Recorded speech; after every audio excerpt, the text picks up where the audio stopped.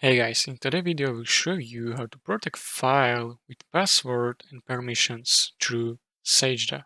Open your browser and search for sageda.com.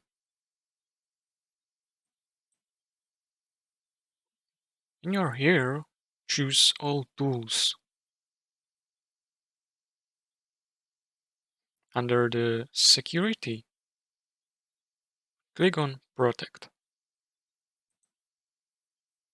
Here you need to upload your file. Click Open. Here, type your password. Allow PDF reader these permissions if you want. And when you are done, just encrypt file.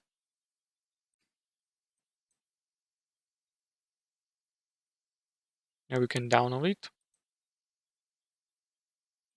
You put it on the desktop and let's see if this worked. As you can see, you need to enter password to open the file. And that's it.